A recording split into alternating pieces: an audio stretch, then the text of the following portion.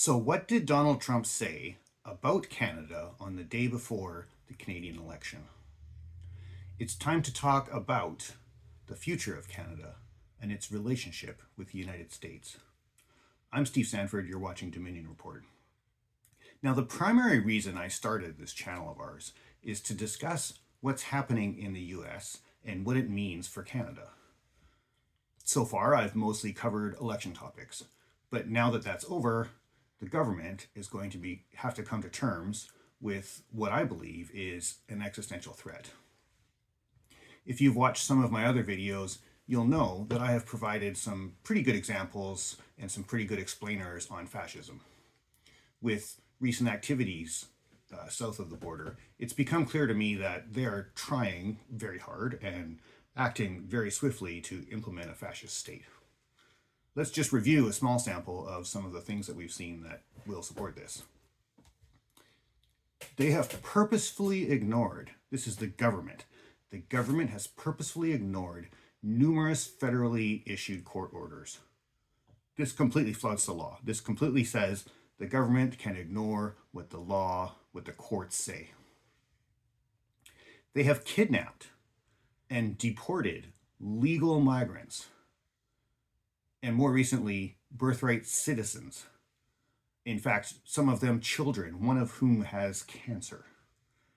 And some of those people have been sent to a hellhole prison complex in El Salvador, which is known for human rights violations. And all of this has been done without constitutionally required due process. A few days ago, they arrested a county circuit judge. The FBI arrested a judge because they disagreed with her immigration-related ruling. Now, there are so many fascist indicators that we could go on and talk about it for ages. I'll save that for another video. I just wanted to give you that background. Now, let's go back to just January of this year. Here in Canada, the Conservative Party was enjoying a 25-point polling lead. That's pretty much unheard of in Canadian political history. Pierre Poilievre had successfully capitalized on the unpopularity of Justin Trudeau, who frankly stayed around far too long. And Conservatives were preparing to be elected whenever the election was called, and it did have to be this year. And most people, including me, were expecting them to form a Conservative majority government. Then along comes Donald Trump. After his inauguration, he instituted some fairly extreme tariffs against Canada, and he started making numerous comments about annexing Canada. All of this could only be described as a gift for the Liberal Party's re-election efforts. Whether by some genius strategic design or by extreme good fortune, economist Mark Carney ran for the leadership of the Liberal Party, and he was elected with a fairly large party vote majority. Now, Carney has specific and high-level experience dealing with crises at an international level. So certainly with regard to tariffs, he seems to many people like the right person at the right time. Also, as a never-before politician, he was able to successfully distance himself somewhat from the unpopular Justin Trudeau. Now, Pierre Poilievre, for his part, and the Conservatives in general, appeared to be unable to pivot away from their anti-Trudeau messaging. They were trying to link Carney to Trudeau, and I think they had some success with that, but on the whole, I don't think they really pivoted in a strong enough way. And I think perhaps more importantly, Poilievre was unable to call out Donald Trump on his threats of annexation with any kind of vigor. Poilievre, if you remember, supported the Canadian truck convoy protests. He actually met them in the streets, brought them coffee and donuts. I would speculate that he was hesitant to criticize Donald Trump for fear of alienating any Trump-supporting Canadian voters. Now, a bit of a side note here, I would suggest also that this reason might be why Poilievre lost his own riding in Carleton, Ottawa. That's a riding he held for over 2 decades. Residents of that riding were directly affected by the truck convoy protests and probably weren't happy with Poilievre's support of them. But I digress.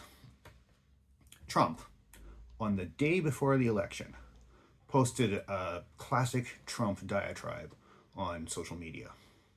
In it, he inferred that Canadians should vote for him and that he would cut taxes and he would increase business and the economy and that he would provide military protection.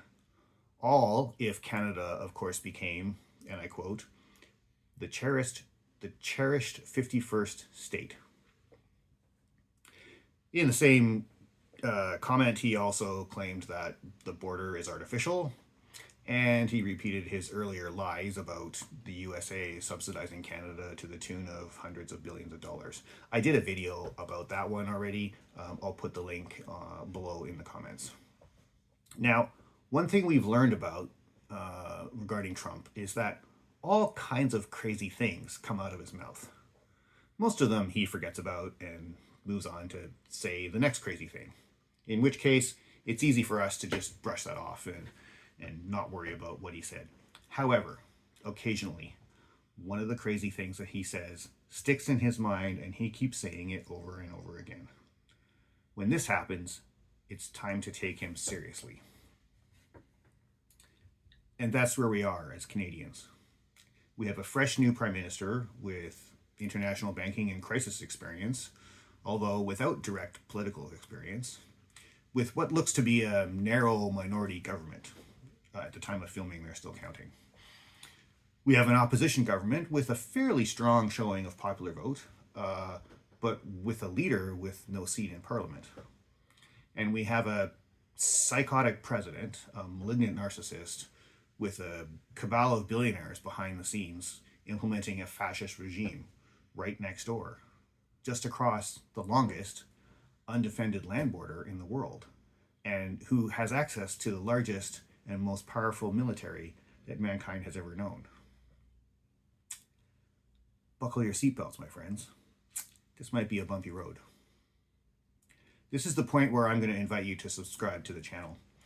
This is so we can find out what happens next, and we can talk about together what we should be doing about it. In the meantime, stay calm, stay strong, and elbows up.